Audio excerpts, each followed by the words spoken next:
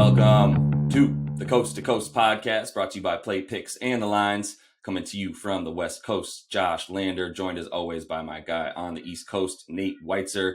Big fat slate tonight on Friday to end the work week for you guys in the NBA.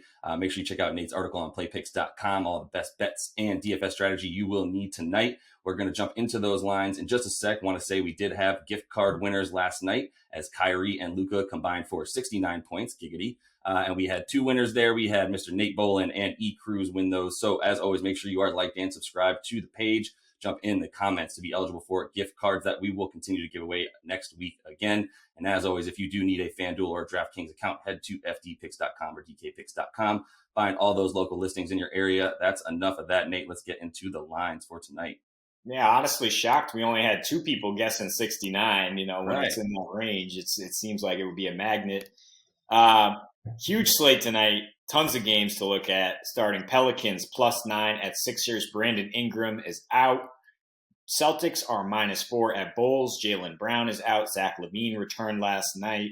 The Magic are +7 at Hornets. The Wolves are +6 at Heat. Jimmy Butler is questionable.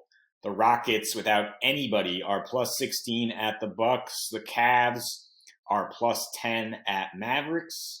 The Nuggets +4 at Jazz. The Knicks are +7 at the Suns. Lakers, without LBJ, Schroeder, and maybe without Anthony Davis, +8.5 at the Blazers. And then the Spurs are -5 at the Kings. But everybody was looking all week at that Blazers-Lakers game, Josh, and it looks like it might be a little bit of a letdown there with nobody playing for the Lakers. Yeah, letdown unless you're rooting for the Blazers, for sure. They've turned things around in the right way for us to be able to bet on them. I think we were predicting a bit of potential letdown last night from the Lakers, looking ahead to this game where we might be able to find some value betting on them. However, on top of no Dennis Schroeder again, as well as obviously LeBron, AD is questionable tonight. We'll see if he does return after he left last night's blowout loss to the Clippers with back spasms. I don't really think we'll see him again. I think they are going to make sure that they have their guys healthy for the playoffs.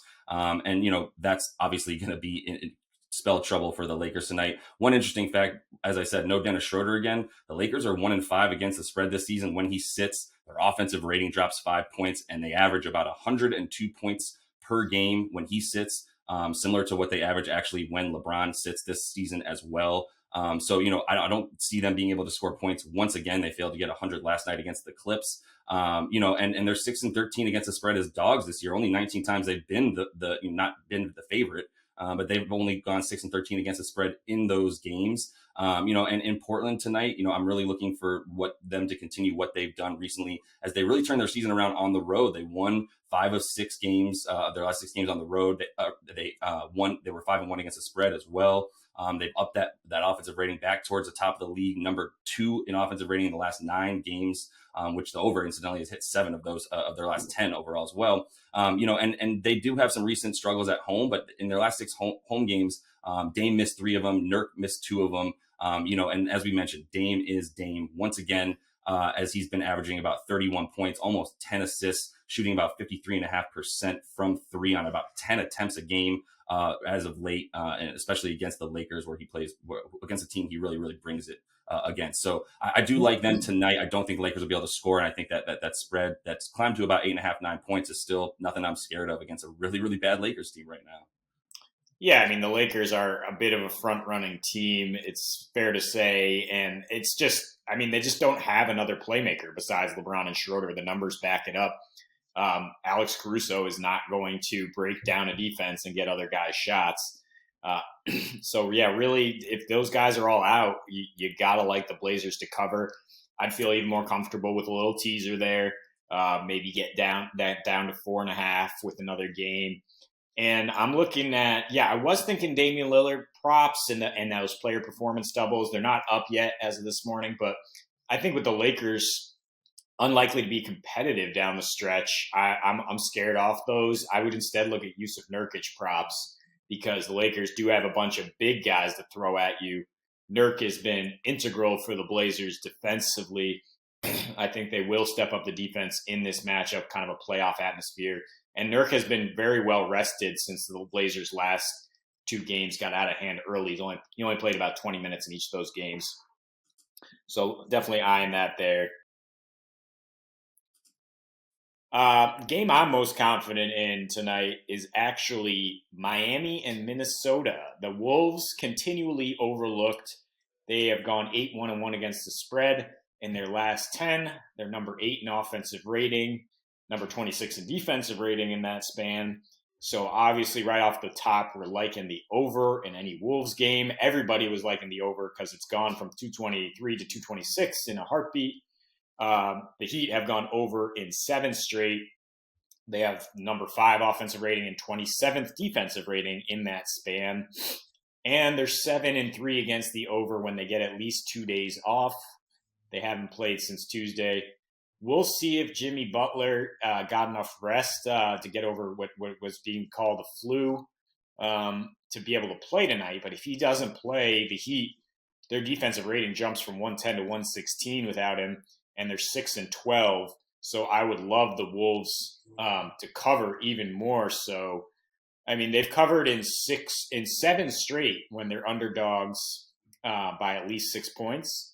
The only exceptions recently, since they got their 3 guys healthy, which we talk about all the time, Cat, D'Angelo Russell, and Anthony Edwards, makes them a well above average team, especially on offense. The only exceptions were against, the class of the NBA, the Clippers, Nets, and Bucks. And the Heat have been very inconsistent all year. They're 12-16 against the spread versus the West. They're 13-9 against the spread at home after a really solid home season last year. And weirdly enough, the Wolves have actually won 5 straight up against the Heat. Karl Anthony Towns continues to bring it against Eastern Conference foes. That's an intriguing matchup against Bam tonight. And Anthony Edwards just coming off an insane game with 42 points. D'Angelo Russell also huge in that game against Memphis. I just see a lot of points, and I see Minnesota keeping it close enough. So off the bat, I'm looking at Wolves plus 6.5 and the over, which you can get it over plus 200. You can even buy a couple points on that over to get it back down to where it started, and then still be close to 200. Yeah, I immediately saw 219 in a game with the Minnesota Timberwolves. Also found those weird statistics for the Heat where they really turn around their offense to the top of the league and their defense to the bottom. Maybe they're trying some new stuff there. But yeah, I'm going to continue to eye Minnesota and Washington. It's the end of the year. Those 2 teams are better than their records. And so if you can continue to find value on them towards the end of the stretch of the season, please do so, as I will continue to do so, and we continue to look for those. Another place I feel really comfortable tonight, Nate, is that Philadelphia 76ers game. It is a 76ers game at home against the Pellies, which might be a little bit more nerve-wracking if the Pellies did have Brandon Ingram and Steven Adams tonight. We know they won't have Brandon Ingram, who left their win the other night against Golden State, as well as Adams, who left in the middle of that game as well. He's questionable tonight.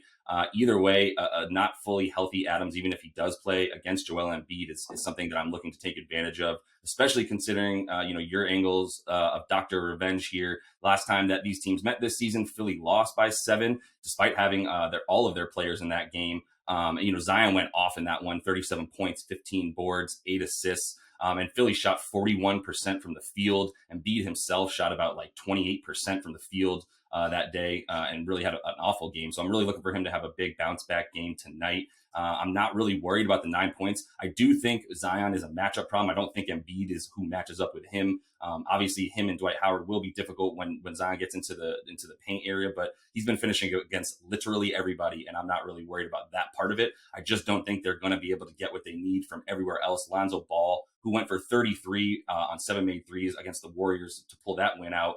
I don't think he'll be able to do that against the likes of Simmons, Matisse Thybulle, and the rest of those really good wing defenders for Philly. And at the end of the day, Philly, what they've done recently really makes me feel good about the fact that they're trying at the end of the season. They want that number 1 seed to avoid playing Milwaukee and Brooklyn, both having to run up against both of them in the playoffs rather than just one. They've won 6 in a row now as they've had all of their players back to healthy, and that injury card has been empty, thank God for them recently. They're 5-1 against the spread in that time, and their offensive rating has jumped back up to what it should be, which is 4th in the league, giving them the best net rating as their defense is not going anywhere, is still top 3 in the league. So at home, Philly, end of the season, Definitely no BI, probably no Steven Adams. I feel really good about that. If you want to get that point total down, feel free to tease that with a couple of other games we're talking about here. Feel really comfortable about those as well. And then if you want even money, Joel Embiid to get a double-double in the win. If you do think you can pull those 10 boards off before this game gets out of control, then you get even money on your victory there. Yeah, and as you mentioned earlier, when they have Embiid, Tobias, and Ben Simmons, they have the best half-court offense in the league. And the Pelicans have really slowed things down lately. They've been going under consistently. That's how they beat the Sixers last time out, with a really slow-paced approach. But I don't think that's going to work twice in a row, especially not the way the Sixers perform at home. And Brandon Ingram is just a really underrated, consistent performer who does a lot to space the floor for Zion. I think when they don't have to worry about him, they can load up on Zion, and they actually will stop him tonight, or at least contain him enough to get this game out of hand. And the Pelicans' defensive rating jumps about 5 points per 100 possessions. With Ingram out, they're just 1-4 without him. So definitely feel good about the Sixers getting it done at home, as they often do. Speaking of getting it done at home, the Jazz have won 29 of their last 31 home games, but tonight's matchup is no cakewalk against the Nuggets. These teams haven't met in Utah since 2019 in the regular season.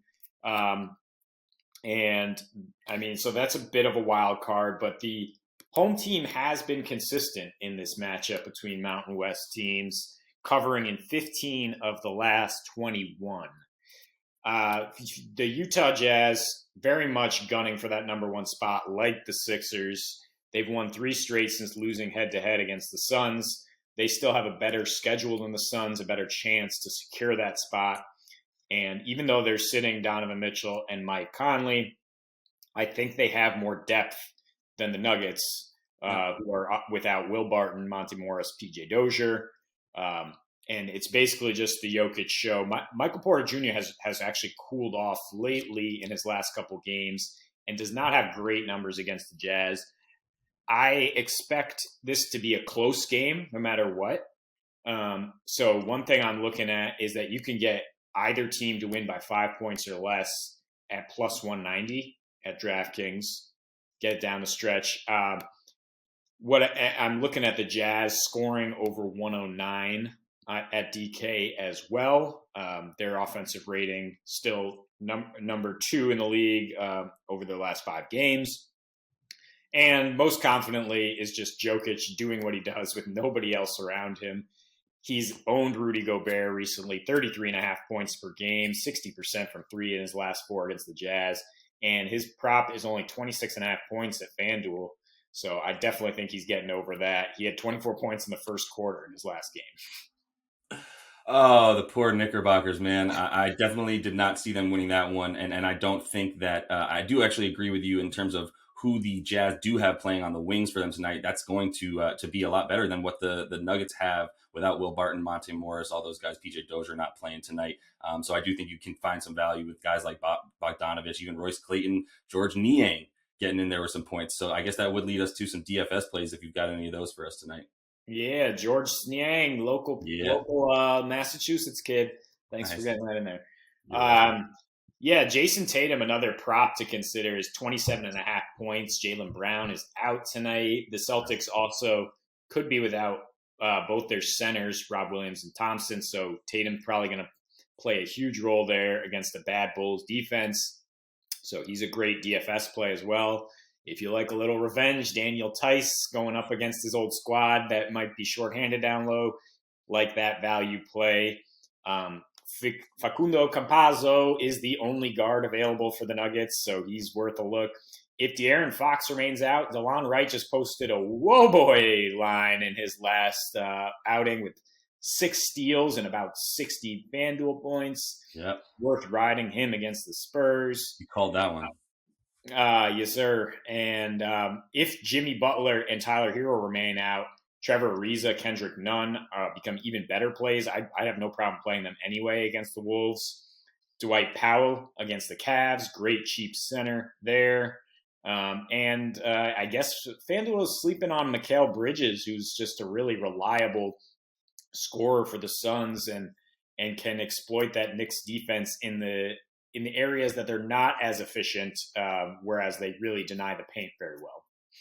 Yeah, and if they continue to have those injuries to their big men in the front court, you'll continue to be able to see teams take advantage of that, such as the way Joker pounded them a couple nights ago. That is all the time we have for today and for this week. As always, make sure you are liked and subscribed to that page. Jump in the comments, let us know who you guys are betting on tonight, who you're throwing in your DFS lineups, etc.